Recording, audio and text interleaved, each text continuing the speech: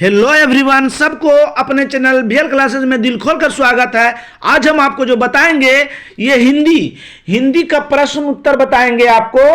आप कैसे लिखना है ये भी बताएंगे आपको। ध्यान से आप हमारी बात सुनेंगे। और एक चीज और बताना चाहते हैं, पूरा हिंदी के शीर्षक पाठ का लेखक का हम एक वीडियो बहुत एक साल पहले हम छोड़े थे उसको ट्रिकली द्वारा। एक बार आप उसको जरूर देखें। एक बार देख लेने से आपको क्या होगा, जितना भी पाठ है उसका लेखक है आपको याद रह जाएगा। क्योंकि हर एक कि डायरेक्टली 3 से 4 नंबर पूछता है उसको, और हर एक क्वेश्चन में उसको लिखना है। लिखना है, हर एक क्वेश्चन में लिखना है।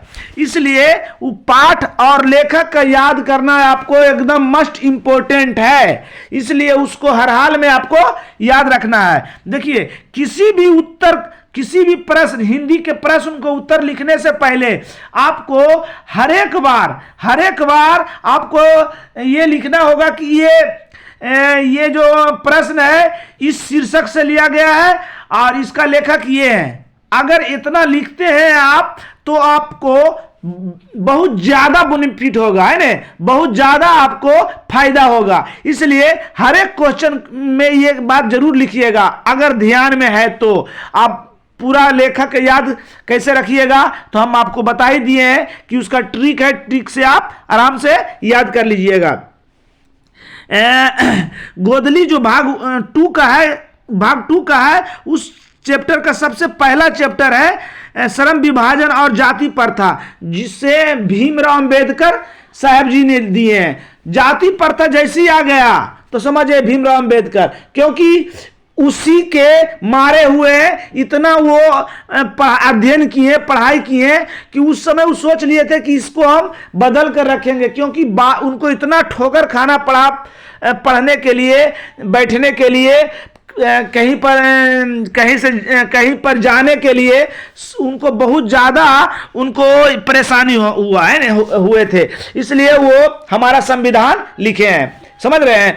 उस चैप्टर से भी एक क्वेश्चन रहता है कि भीमराव अंबेडकर किस विडंबना की बात करते हैं। विडंबना के मतलब होता है जाति प्रथा, है ना, कि इसको कहा जाए कि मजाक के तौर पर मजाक का विषय है, मगर शिक्षा के बावजूद भी जाति प्रथा को रखे हुए हैं, श्रम विभाजन को रखे हुए। श्रम माने मजदूर होता है, श्रम विभाजन को रखे हुए हैं, तो इससे बड़ा मूर्ख नहीं होगा। समझ गए हमारी बात। चलिए अब आपको स्टार्ट करते हैं। आपके सामने जो क्वेश्चन है, इस क्वेश्चन का ये क्वेश्चन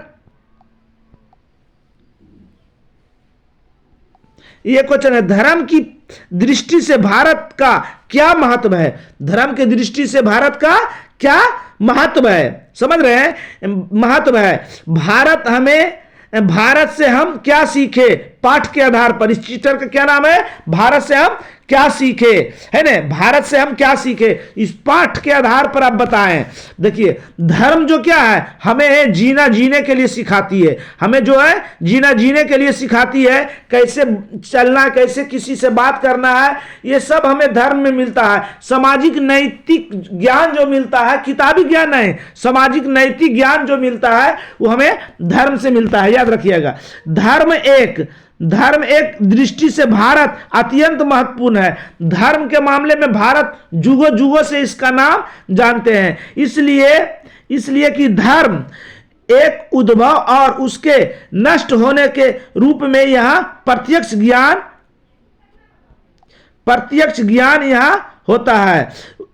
यह वैदिक धर्म, बौद्ध धर्म, जैन धर्म भूमि सबका ही है। इस्लाम और ईसाई धर्म की शरणार्थी भी यही के थे, है ना। यहाँ विभिन्न धर्मावलंबी सदियों से हिल मिल कर रहते हैं। मनांतर यहाँ प्रकट और विकसित हैं। धर्म के मामले में भारत को पुराने युग से जान रहे हैं, है ना, समझ रहे हैं ना हमारी बात।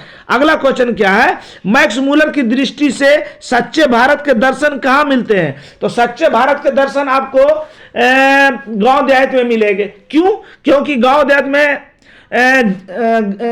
भारत में सबसे ज्यादा आबादी कहाँ निवास करता है? गांव में निवास करता है। इसलिए और यहाँ झूठ, गांव देहात में झूठ फरेब जरा कम रहता है, याद रखिएगा। शहर के मुताबिक वहां किसी से मतलब किसी को नहीं है, सहायता क्या चीज होता है उसको नहीं है, वहां कोई अथी नहीं है। यहां समझ रहे हैं हमारी बात को?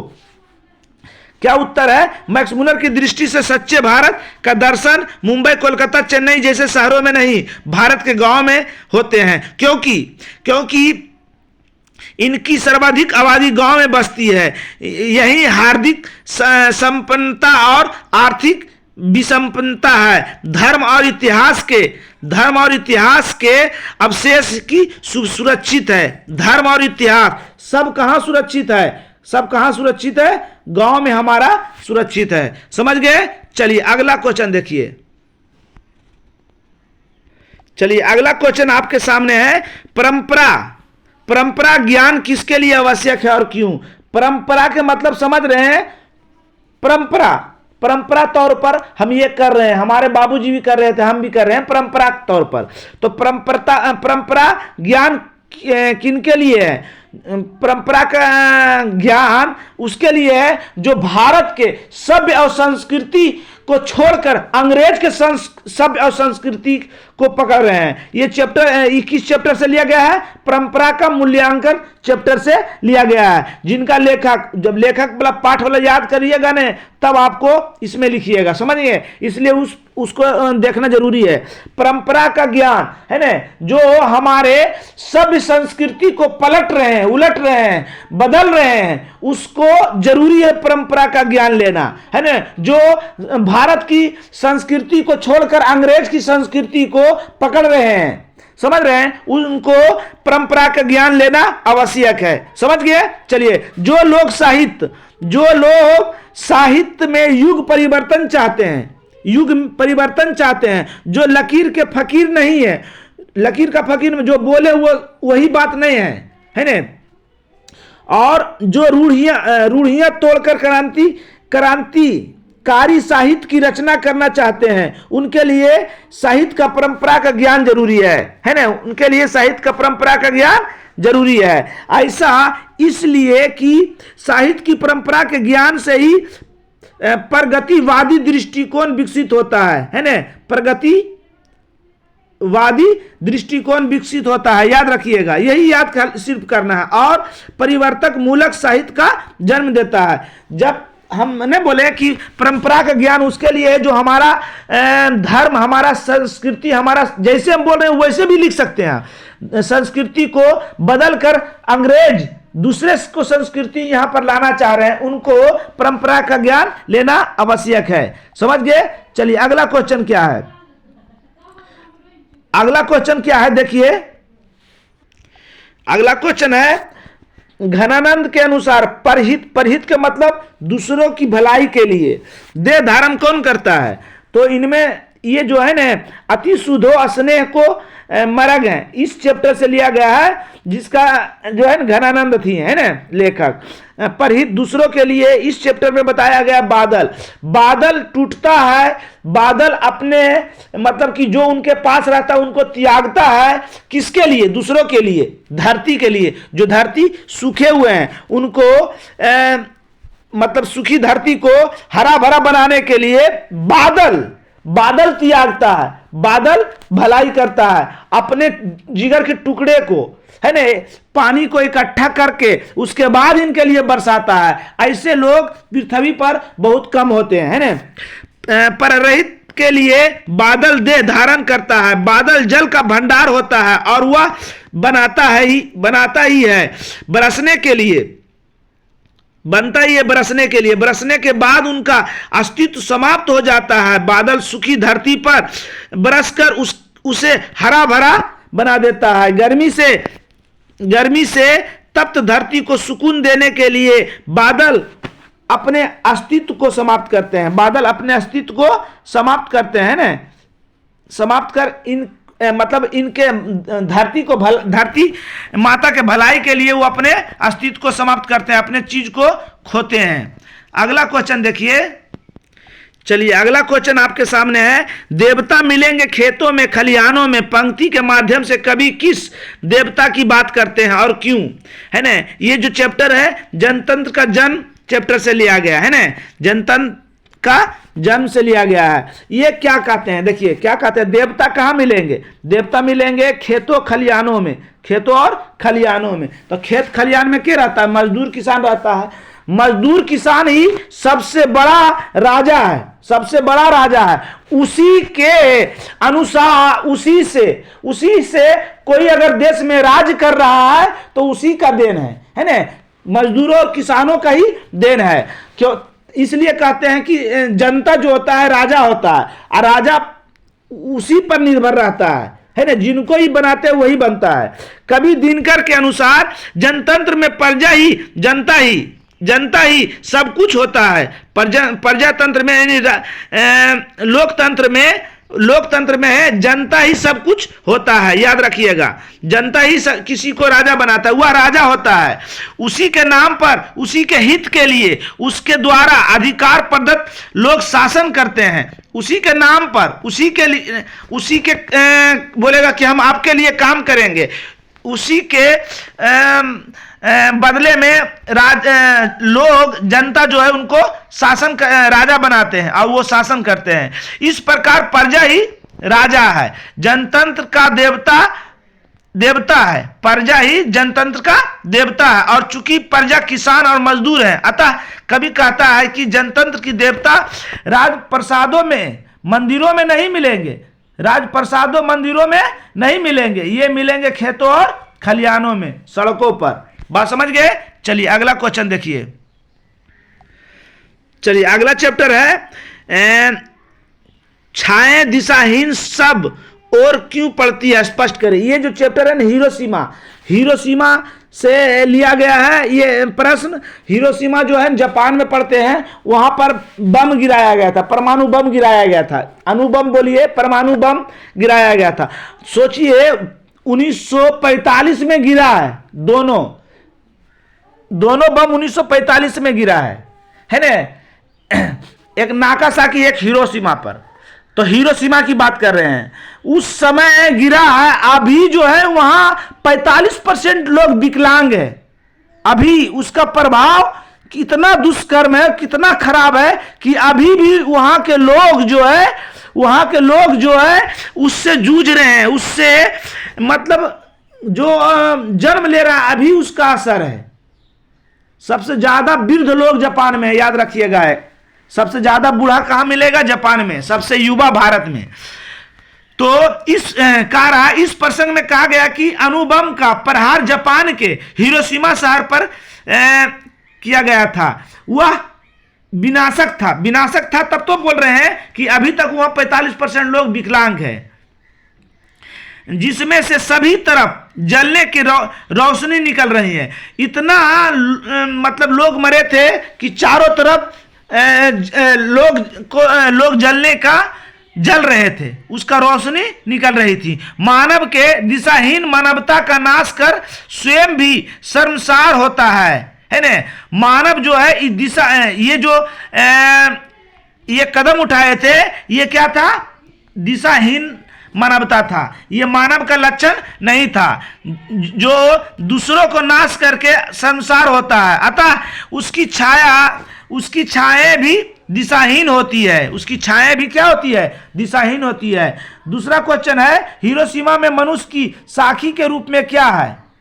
क्या बात करते, साखी के रूप में क्या रहेंगे, जलता हुआ बांस जल रहा है, पेड़ पौधा अभी तक झुलसा हुआ है, यहां तक कि वहां बादल भी अभी पूरी तरह से नहीं लग रहा है। सोच लीजिए, हिरोशिमा में मानव निर्मित अणुबम के चलते भीषण नरसंहार हुआ है ना, नरसंहार हुआ। बहुत से लोग तो बाष्प बन गए, बाष्प मतलब समझ, जल के भाप बन गए, धुआं बन गए, उनका आता पता ही नहीं चला, उनका आता पता भी नहीं चला।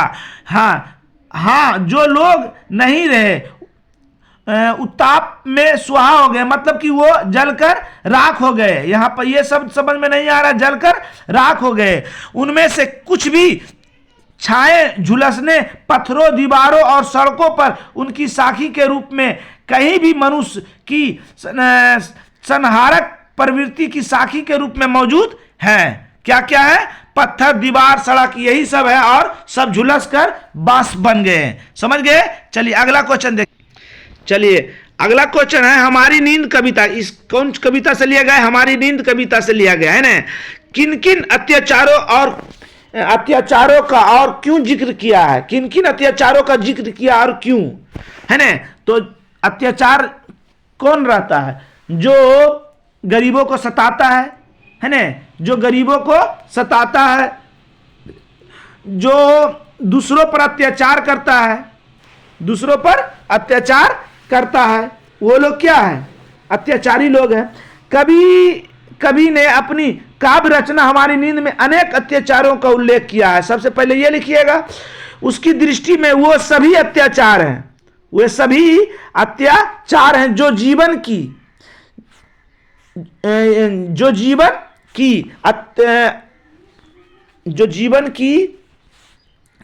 यूं अत्याचारी कहता है, जो तरह तरह के उन्माद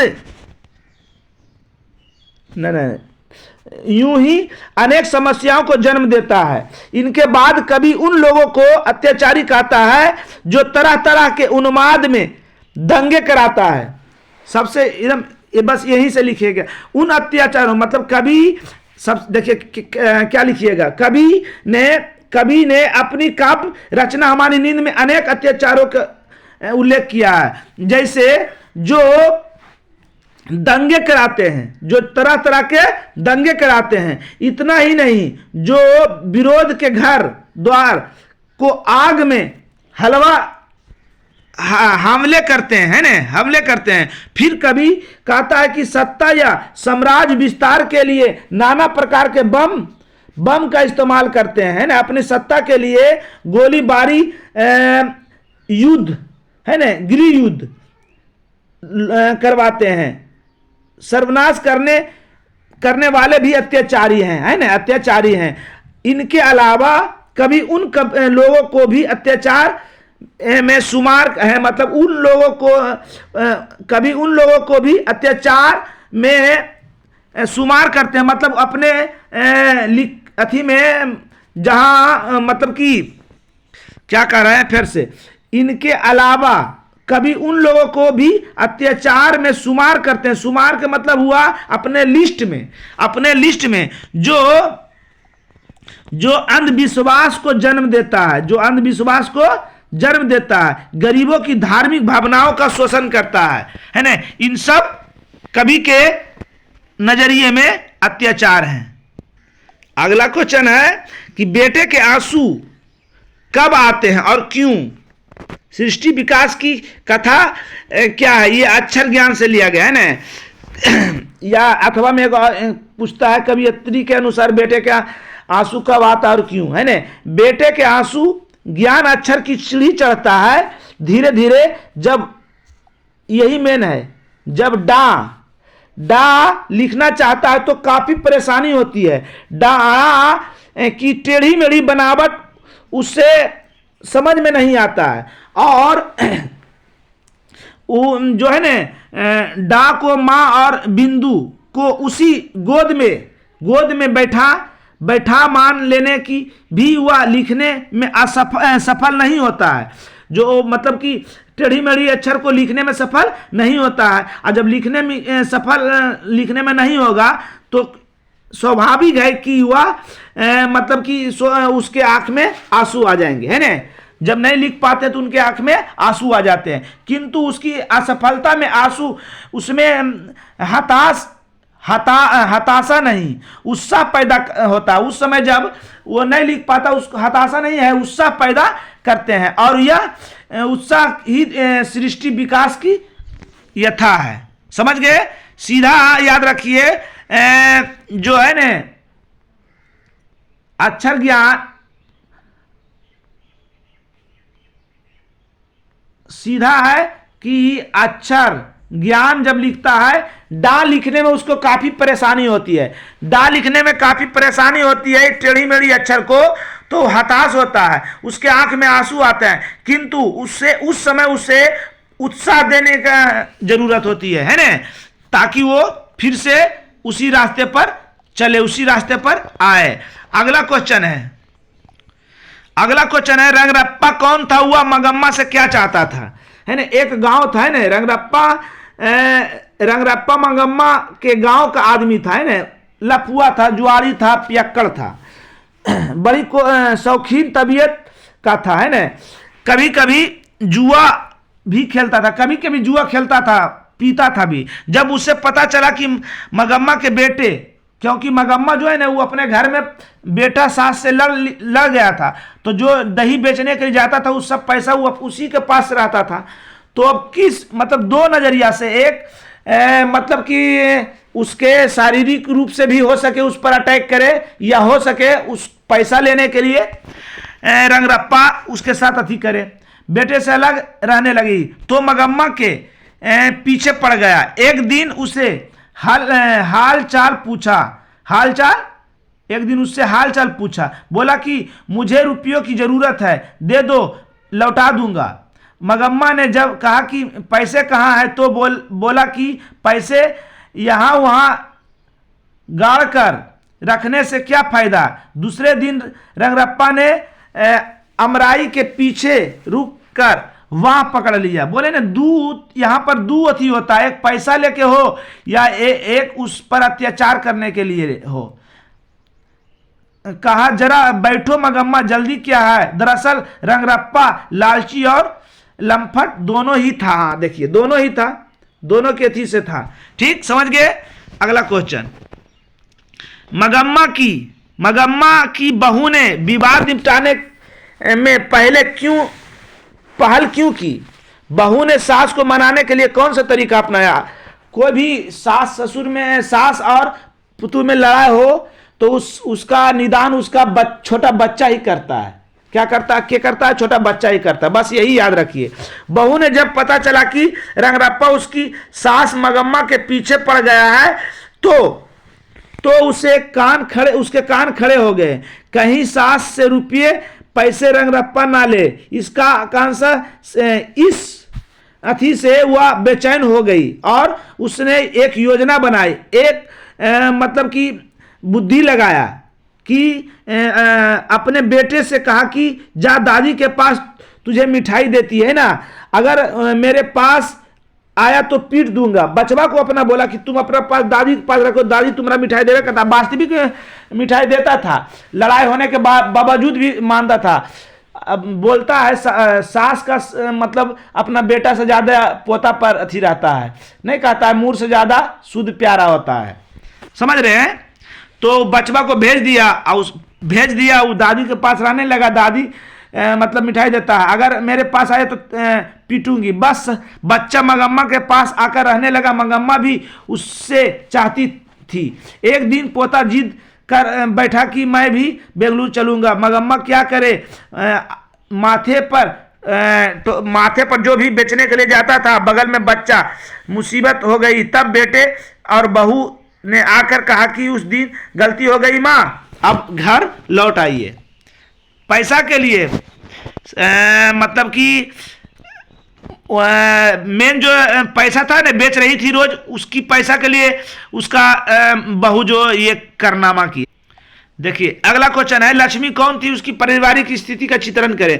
लक्ष्मी एक उड़ीसा में एक गांव में रहने वाली थी, है ना। देवी नदी के बांध के नीचे वो गांव देवी नदी के नीचे था, है ना, उसका घर था। पति लक्ष्मण जो था वो कलकत्ता में रहते थे, नौकरी करते थे। लक्ष्मण के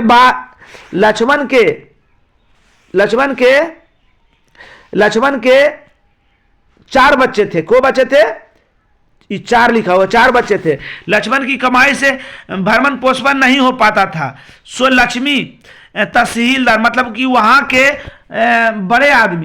बड़े आदमी के यहाँ कुछ छुटपुट काम कर लेते थे, जिससे पैसा आ जाता था, है ना। पैसा आ जाने से उसे पुरखों की छोड़ी 1 बीघा खेती भी था। उसके 1 बीघा खेती था और जमीन 1 टुकड़ा था, है ना, वही 1 बीघा खेती था। बाढ़ और सूखे की चपेट में रहने के कारण सब काम ना आता था। वो जो खेत जो था काम नहीं आता था। लक्ष्मी एक गृहस्थी बड़ी मुश्किल से चलाती थी और एक मतलब धैर्यवान और एक बलवान भी औरत थी लक्ष्मी, समझ गए। वो 4 बच्चे को मतलब उनका पति के कमाई से नहीं पेट भरता था, भरण पोषण होता था, तो वो अपने काम करती थी बच्चे के लिए।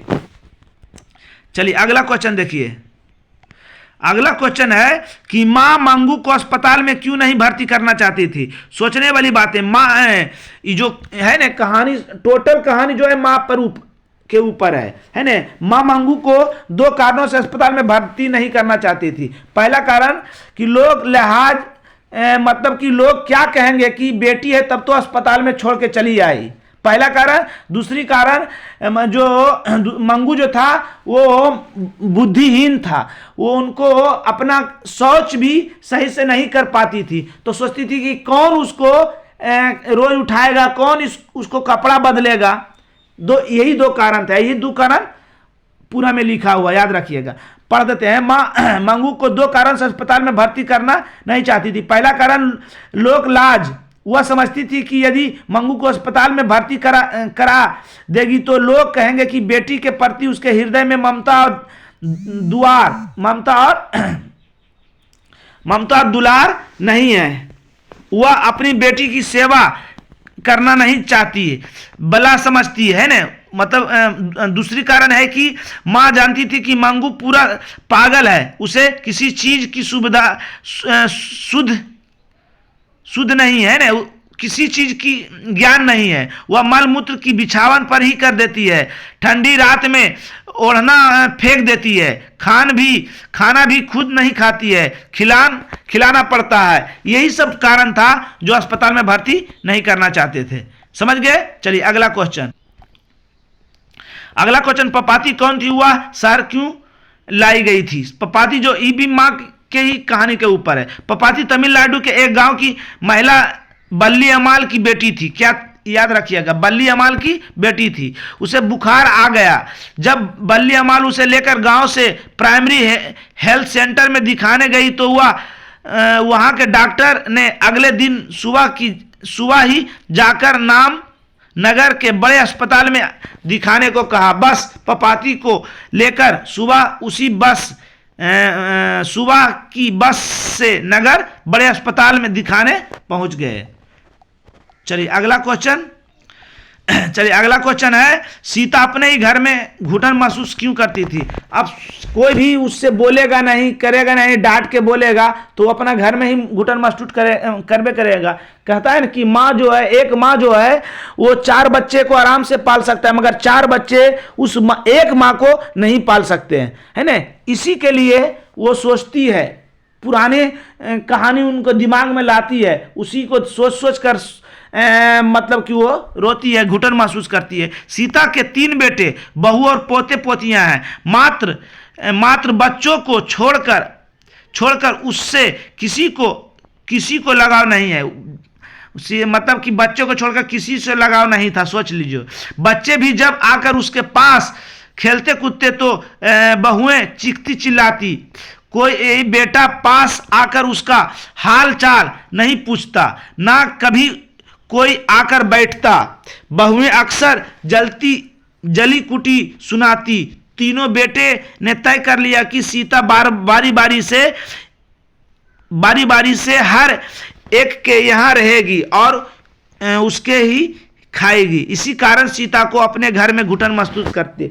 परिवार का मतलब क्या होता है, एक। और उसके बाद अब एक माँ को कभी इसके यहाँ, कभी इसके यहाँ, कभी इसके यहाँ खा, इसी के घर में, जबकि घर इसी का है, बनाया इसी का है, वो बेटा को भी बनाया यही है, पाला यही है, मगर एक प्राण के लिए तीनों के यहाँ बार बार खाएंगे। अब बताते हैं कि ये माँ तीनों बेटे यहाँ खाएंगे, अगर ये इसके यहाँ खा रही है, ठीक, तो ये बढ़िया नजरिया से नहीं देखेगा, ये बढ़िया नजरिया से नहीं देखेगा। जो खा रही है शायद मतलब वो कुछ करे, मगर उस समय ये बढ़िया नजरिया से नहीं देखेगा।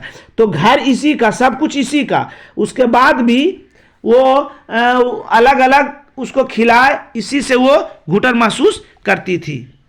चलिए, जो इम्पोर्टेंट क्वेश्चन था वो हम बता दिए। आज का क्लास यही समाप्त हुआ। जय हिंद। अब हम बताएंगे व्याकरण।